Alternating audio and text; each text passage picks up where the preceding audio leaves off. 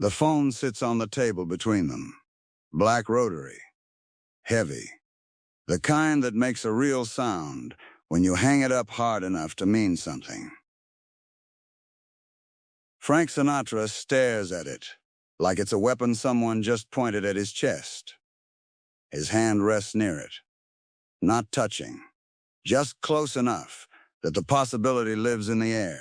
The possibility of picking it up and calling the White House, and demanding to know why his name isn't on the guest list for a party he helped make possible.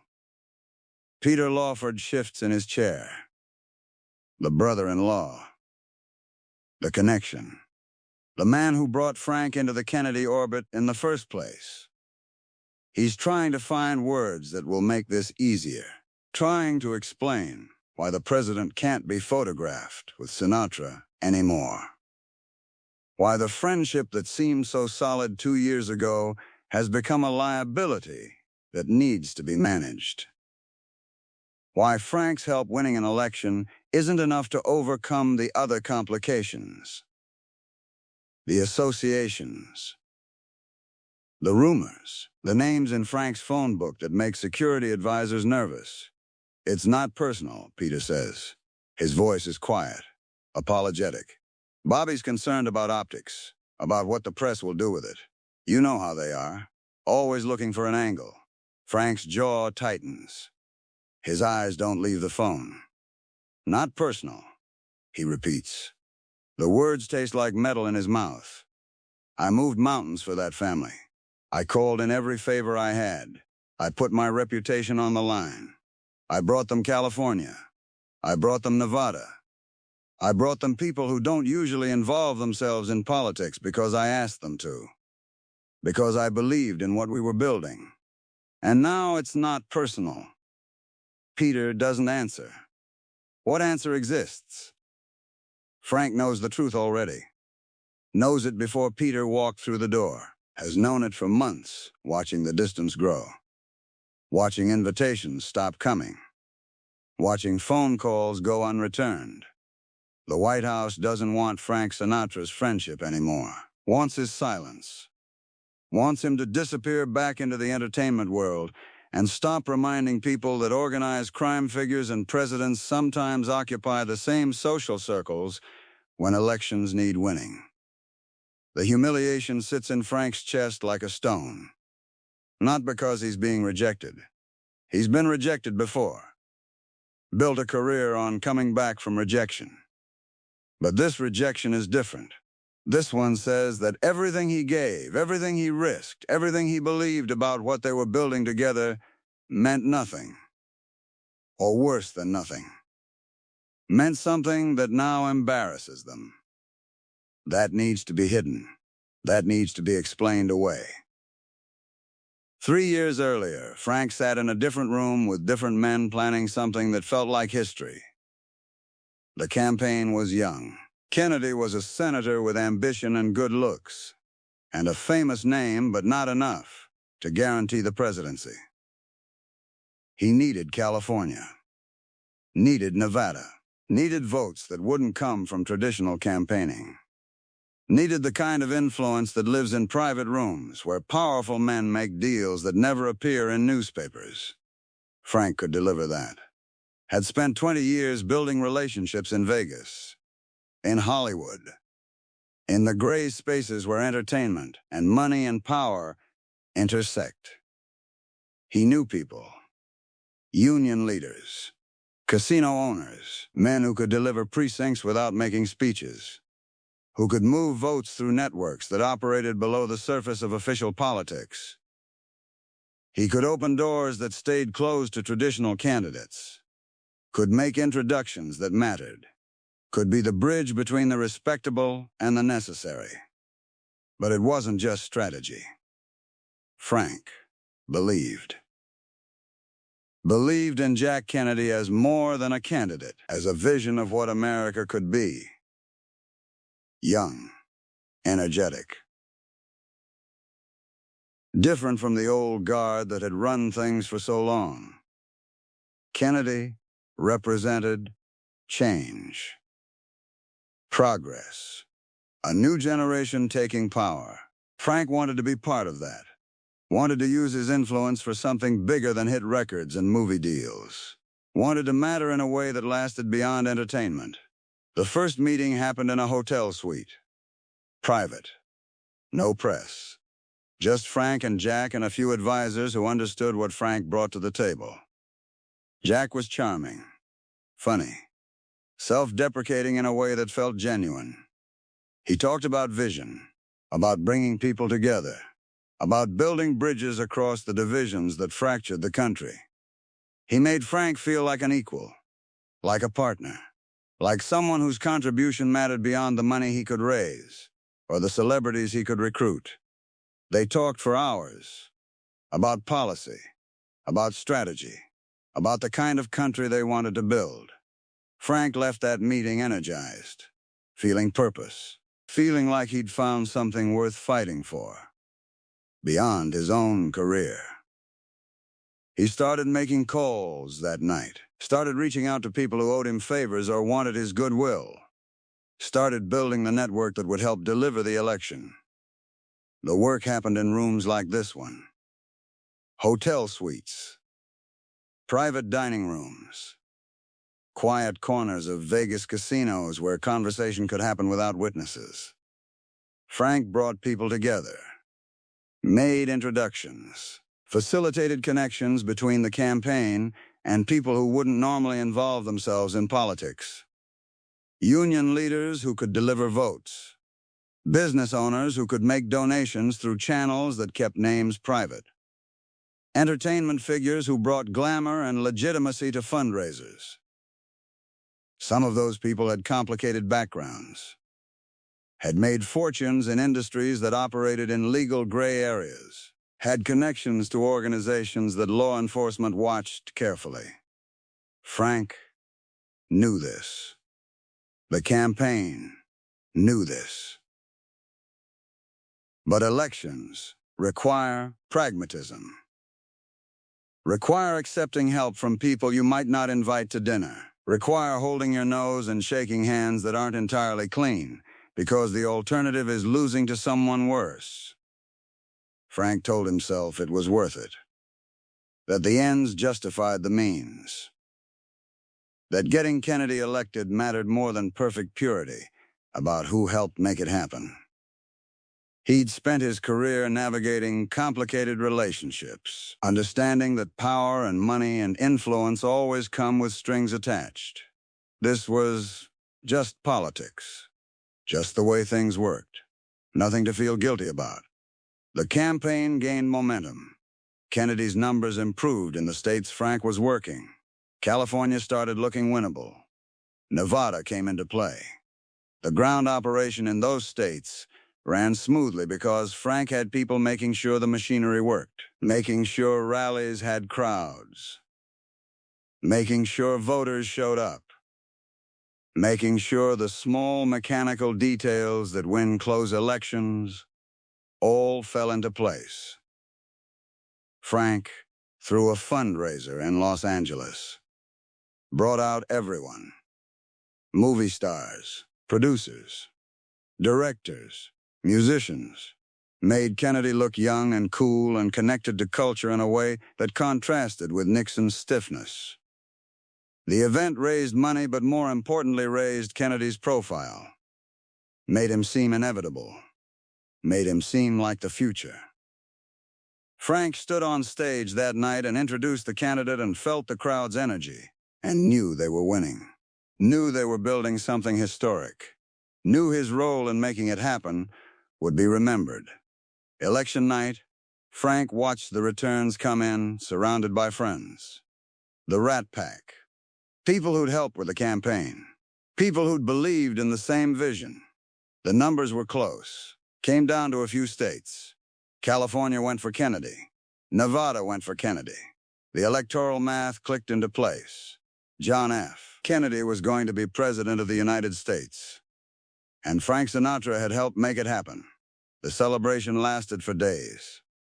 Phone calls of congratulations. Parties. Planning for the inauguration. Frank felt validated. Felt important. Felt like he'd transcended entertainment and become part of something that would last. Part of history. His friendship with the new president felt real, built on mutual respect and shared vision. He looked forward to the years ahead, to being part of the administration's inner circle, to having access and influence and the satisfaction of helping shape policy. He started planning improvements to his compound in Palm Springs, built a landing pad for helicopters, added bedrooms for Secret Service, renovated guest quarters. He wanted everything ready for when the president visited, wanted his home to be suitable for hosting the leader of the free world. He told friends about the plans, about how Jack would stay there between California appearances, about how the compound would become the Western White House. He was proud, not just of the facility, of the friendship, of mattering. The inauguration was perfect, cold but clear. Kennedy's speech about asking what you can do for your country felt personal to Frank. Felt like a validation of everything he'd done, everything he'd risked. He stood in the crowd feeling the weight of history, feeling part of something larger than himself. When he saw Jack later at one of the inaugural balls, the president pulled him aside, thanked him, called him a friend. Frank went home that night feeling complete, feeling like all the work had been worth it. Then the distance started, subtle at first. Calls that used to be returned quickly taking longer. Invitations that used to come regularly becoming rare. Plans for the president to visit Palm Springs getting postponed. Vague, always with good reasons. Scheduling conflicts. Security concerns. Other commitments. Nothing that Frank could point to as rejection. Just a slow cooling that felt wrong, but wasn't explicit enough to confront. The FBI report started leaking. Rumors about Frank's associations, names in his phone book. People he'd helped during the campaign who had backgrounds that looked bad in official reports. The press began asking questions, writing articles about organized crime and politics, about the gray areas where money and influence flow, about whether the new administration had made deals with people it shouldn't have. Frank's name kept coming up, always carefully, always with caveats, but enough to create problems. The Attorney General started making noise about organized crime, about cracking down on the very networks that had helped deliver the election. Bobby Kennedy launched investigations, pursued cases, made it clear that the administration would be tough on corruption, even if that meant going after people who'd supported the campaign. Frank watched this happen and felt the cognitive dissonance, the same family that accepted his help now, positioning itself as the enemy of the people he'd brought to the table, using him and then discarding him, taking his contribution and then making him radioactive. He tried to reach Jack directly, called the White House, left messages, got polite responses from secretaries and aides. Never got the president on the line, never got an explanation, never got the conversation that might have made the rejection bearable. Just silence. The particular cruelty of being ghosted by someone you considered a friend, by someone you helped make president. Peter started showing up with messages, explanations that weren't explanations, suggestions that Frank take a step back. Give the administration space. Let the relationship cool for a while. For appearances, for politics. Always framed as temporary, as something that would blow over. But Frank knew what it really meant. Knew he was being cut loose. Knew the friendship was over not because of anything he'd done wrong, but because he'd done exactly what was asked. And now that made him a problem. The Palm Springs visit was the final straw. Plans had been in place for months. The president was coming to California, would stay at Frank's compound. Frank had everything ready, had spent hundreds of thousands of dollars on improvements, had his staff prepared, had security coordinated, had planned every detail. Then, Peter arrived with the news. The president would be staying at Bing Crosby's house instead. Bing Crosby, a Republican, someone who hadn't lifted a finger to help the campaign, but someone whose address book didn't raise red flags, whose associations were clean, who was safe. Frank took a sledgehammer to the helipad he'd built, destroyed it himself, not in rage, in grief. In the particular pain of understanding that loyalty only flows one direction, that power takes what it needs and discards what becomes inconvenient, that he'd been useful but never valued. A tool, not a friend. The destruction took hours. Physical labor that let him do something with the hurt. Let him smash concrete instead of screaming. Let him break something external so he didn't have to feel what was breaking inside. The years that followed were complicated. Frank kept working, kept performing, kept making records and movies and staying in the public eye. But the political involvement ended. He'd learned the lesson. Learned what happens when you mix friendship and power. When you believe that access equals respect. When you confuse being used with being valued. The hurt never fully healed, just scabbed over. Became something he carried but didn't discuss. He saw Jack occasionally, at events. Brief encounters where they were cordial, professional. The warmth was gone. The ease was gone. They were strangers who'd once pretended to be friends. Frank could see discomfort in Jack's eyes. Guilt, maybe, or just the awkwardness of facing someone you betrayed. They never talked about it. Never acknowledged what happened. Just performed civility for whoever was watching and moved on. When Jack died in Dallas, Frank felt complicated grief. Sadness for the waste of it. For the violence. For the family's loss. But also anger that they'd never had the conversation that might have brought closure. Never had the chance to say the things that needed saying. The assassination turned Jack into a martyr.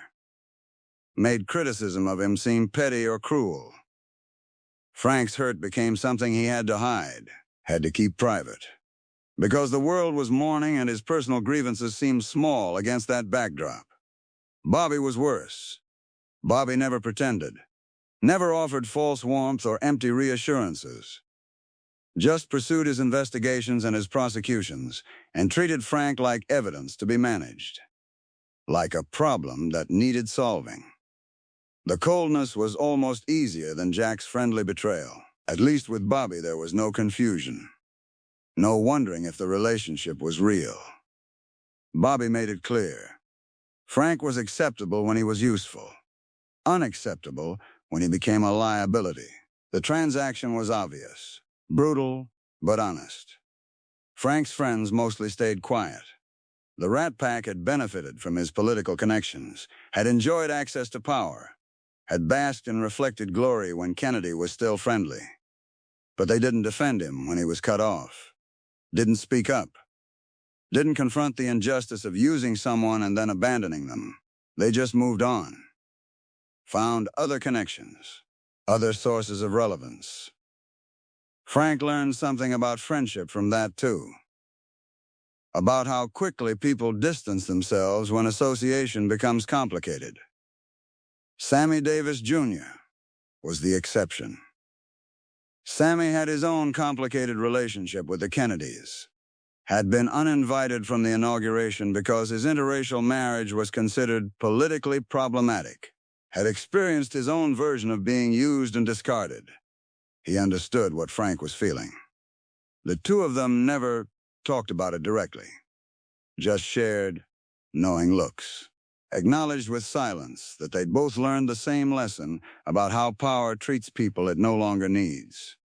The press coverage was relentless. Every article about Kennedy's legacy mentioned Frank's role. But always with implications. Always with questions about propriety. Always making it sound dirty. Like Frank had corrupted something pure. Like he'd been the problem instead of the solution they needed to win. The narrative became fixed. Frank Sinatra is the questionable character who helped Kennedy but whom Kennedy wisely distanced himself from. The truth more complicated than that, but impossible to correct, without looking defensive, without confirming the suspicions by trying to deny them. Frank thought about writing a book, telling his side, explaining what actually happened, revealing the conversations, and the promises, and the betrayal. But he never did, partly because it would seem petty, would make him look like a jilted lover trying to damage the object of his affection, but partly because some things lose their power when spoken aloud. His silence became its own form of dignity, a refusal to give them the satisfaction of knowing how deeply it hurt, a way of maintaining control over the one part of the story he could still control. Vegas was different after. The shows still sold out. The audiences still loved him. But the glow of being close to power was gone. The mystique of being connected. The sense that he operated in rarefied circles where history was made. Now he was just an entertainer again. Still successful. Still talented. But diminished. Not in the public's eyes. In his own. He'd touched something larger than entertainment and been burned. Been reminded that he came from Hoboken. That no matter how famous he became, he'd never be truly part of the world that people like the Kennedys were born into. Never be more than hired help. Never be family. The associations that made him radioactive to the White House never went away. The names in his phone book stayed the same. The friendships remained. He didn't apologize for them. Didn't distance himself to rehabilitate his image. If the Kennedys wanted to pretend those people didn't help them win, that was their choice. Frank knew the truth. Knew that elections get won by people willing to do the unglamorous work, the morally complicated work. The work that doesn't look good in history books, but makes the difference between winning and losing. He'd done that work. Done it believing it mattered. Done it because he was asked. Being punished for it felt like being punished for loyalty. His last conversation with Bobby happened by accident. A chance encounter at a restaurant years after Jack's death. Bobby was running for president himself. Frank was dining with friends. Their paths crossed near the entrance. Bobby nodded. Cold. Formal. Started to walk past. Frank stopped him, not aggressively, just with a hand on his arm. Asked if they could talk. Privately. Just for a minute.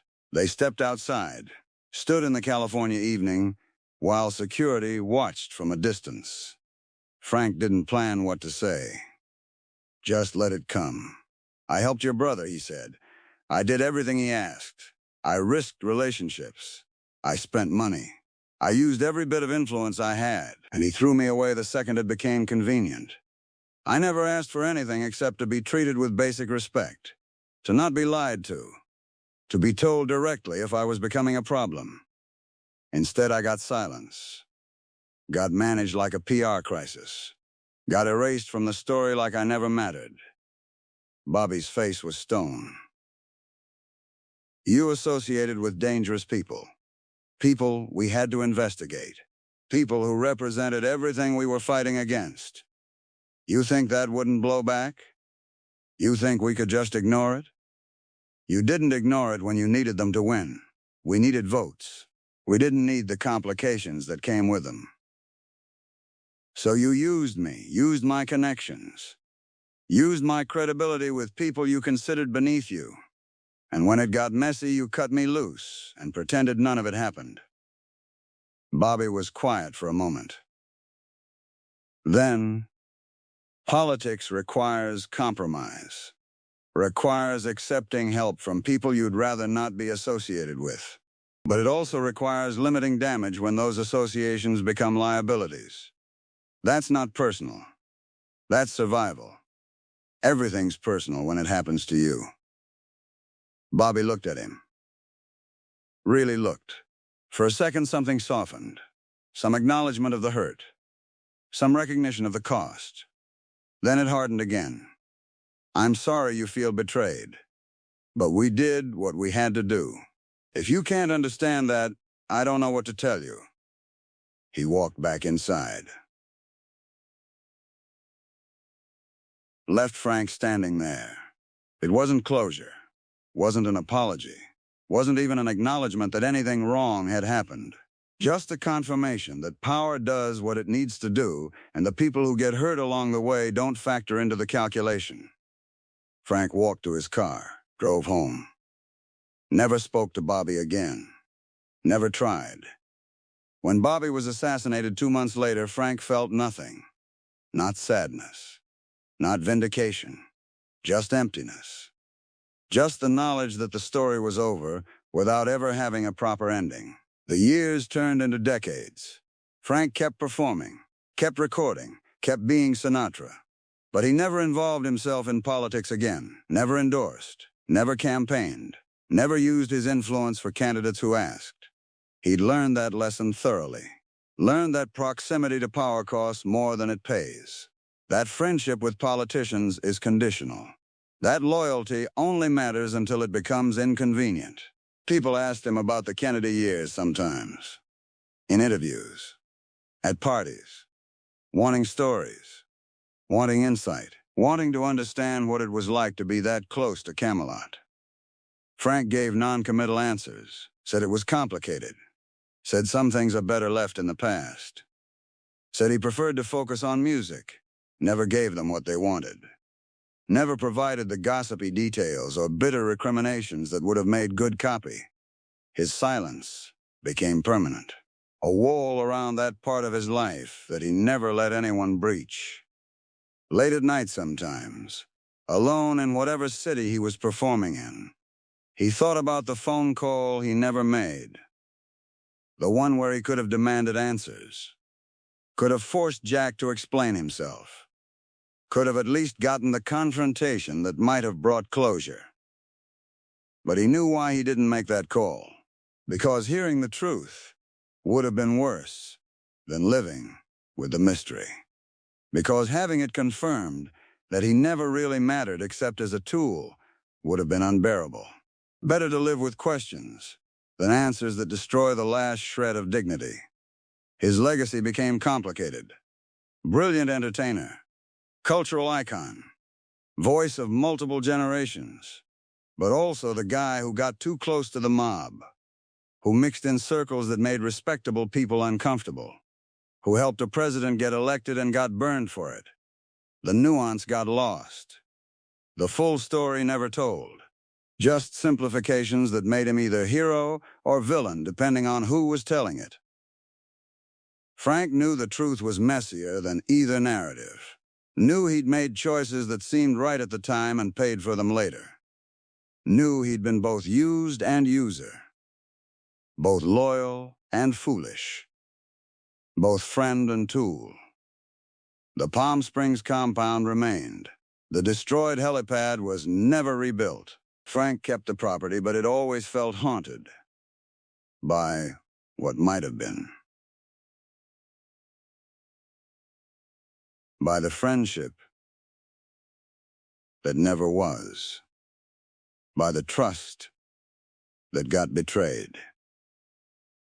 He entertained there, hosted parties, lived his life. But the ghost of those preparations lived in the structure, in the rooms built for a president who never stayed there, in the wasted effort and wasted hope and wasted belief that he'd been part of something meaningful. When he died, the obituaries mentioned it. The Kennedy connection. The complicated history. The political involvement that ended badly. Some articles were sympathetic. Some were not. Most just stated facts without understanding weight.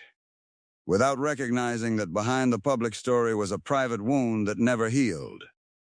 That Frank Sinatra helped elect a president and learned that power takes without gratitude, uses without loyalty, needs you until it doesn't, and then forgets you were ever necessary. The phone he stared at in Peter Lawford's presence never got picked up that day. Frank never made the call, never demanded the explanation, never got the closure. Just carried the hurt forward into the rest of his life. Let it inform his choices. Let it teach him about the difference between access and respect, between being used and being valued, between friendship and transaction. That's what remains. Not the triumph of helping elect a president, not the glory of being close to power, just the quiet knowledge that he gave everything he had to people who gave nothing back, except the lesson that loyalty is a weakness when dealing with power. That belief makes you vulnerable. That trust is a luxury people like the Kennedys can't afford and people like Sinatra can't survive losing. The helipad stayed destroyed. The relationship stayed broken. The hurt stayed carried. And somewhere in the silence between what he offered and what he received, between what he hoped for and what he got, the truth lived. Unspoken by him, unacknowledged by them, but real, always real. The cost of believing that power could be partnered with, that presidents could be friends, that his contribution would be remembered as something more than an embarrassment, to be managed and eventually erased.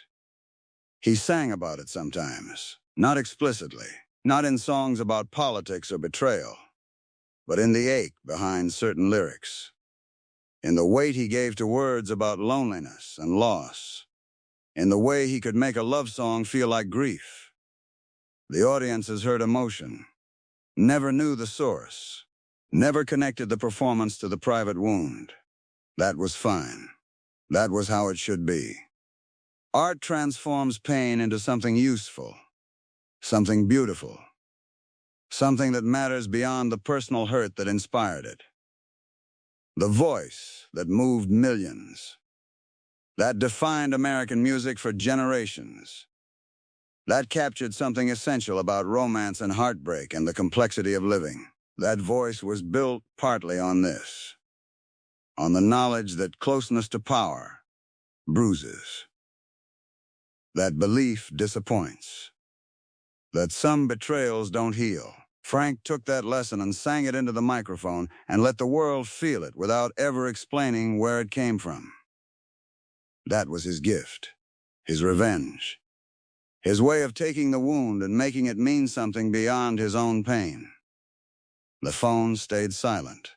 The helipad stayed broken. The friendship stayed dead.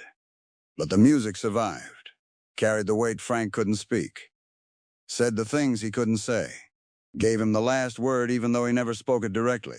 That had to be enough, because it was all that remained, all that power couldn't take, all that betrayal couldn't destroy. Just his voice, singing truth about hurt into rooms full of people who loved him for reasons they'd never fully understand. That was the favor that followed him. Not what he did for Kennedy. What Kennedy's rejection did for his art. Made it deeper, sadder, more true, more human, more lasting than any presidency could ever be.